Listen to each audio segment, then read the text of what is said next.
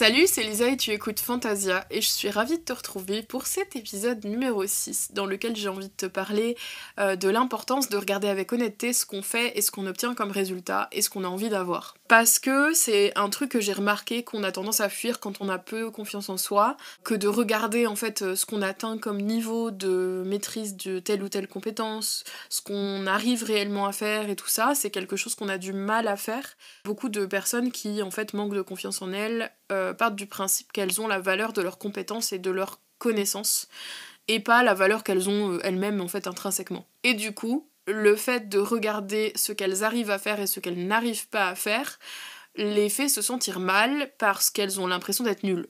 C'est extrêmement commun avec les personnes qui manquent de confiance en elles. Alors que finalement, c'est pas parce que tu ne sais pas faire quelque chose que tu es nul ou que tu n'as pas de valeur, ça n'a rien à voir, c'est deux choses complètement différentes.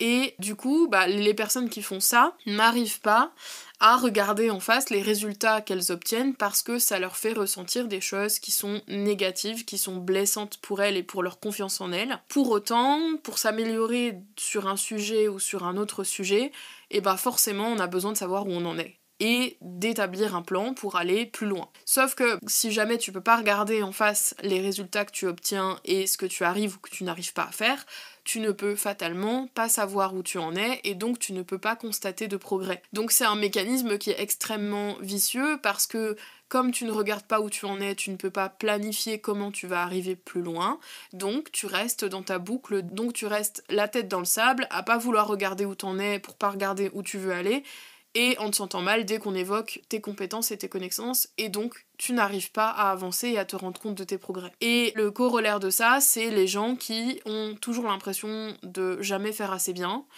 et donc ne voient pas leur progression, et vivent les objectifs et le fait d'avancer sur un sujet ou l'autre, et de se remettre en question comme quelque chose d'extrêmement douloureux. Et donc le but de cet épisode, c'est de te mettre un peu en garde contre ce processus-là, de se dire qu'on va éviter de se regarder dans les yeux parce que sinon on risque de constater qu'on n'est pas parfait, parce que c'est quelque chose que j'entends beaucoup en accompagnement. Et le truc, c'est que qui a dit un jour qu'il fallait être parfait, et parfait par rapport à quoi ? Si la notion de perfection c'est quelque chose qui te parle, j'avais fait un épisode dans la saison 2 sur le fait d'atteindre la perfection, d'être parfait et tout ça, et le fait que ce soit extrêmement subjectif. Donc tu dois pouvoir le retrouver via la barre de recherche de podcast. Mais dans tous les cas, en fait, c'est vraiment primordial de pouvoir avoir des informations sur lesquelles travailler. Parce que tant que tu n'as pas d'informations, tu ne peux pas faire mieux et tu ne peux pas arriver à mieux que ce que tu as déjà. Et donc tu n'arrives pas là où tu espères arriver et donc tu constates ce gap en fait entre ce que tu fais et ce que tu voudrais arriver à faire. Et donc, tu n'avances pas. Imaginons qu'aujourd'hui, tu soulèves 1 kg de farine et que tu voudrais arriver à soulever 10 kg de ciment. Le seul truc que tu peux constater si tu n'as pas vérifié ce que tu arrives à faire, c'est que tu n'arrives pas à soulever ce sac de ciment et que ce sac de ciment est trop lourd. Si tu restes dans cette posture où tu ne veux pas voir ce que tu arrives à faire et quel est ton max, parce que très clairement, 1 kg de farine, je pense que tout le monde peut soulever. Par contre, est-ce que tu es capable de dire combien tu peux soulever maximum ? Ça, c'est moins sûr. Si tu ne sais pas d'où tu démarres, tu ne sauras jamais à quel moment tu pourrais éventuellement atteindre les 10 kg de ciment.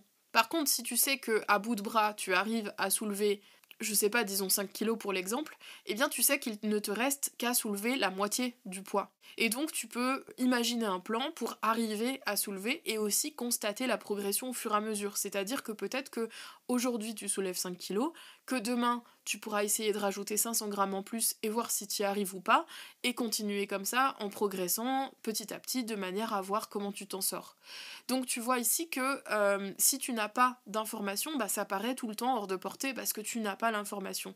Alors que si tu sais qu'il ne te reste finalement plus que la moitié à arriver à supporter, eh bien tu vas pouvoir te mettre en direction de l'objectif que tu souhaites atteindre au moment où ce sera opportun pour toi. Tout en sachant qu'en fait tu as le droit aussi d'avoir des moments de down où t'es pas en train de rechercher de la performance, et c'est totalement ok aussi. C'est tout pour cet épisode, j'espère qu'il t'a plu. Et si jamais t'as envie d'y réfléchir avec moi, eh bien tu peux me contacter directement via mes liens dans la description. Je te souhaite une très très bonne journée et puis on se retrouve dans 2 semaines pour le prochain épisode. Salut!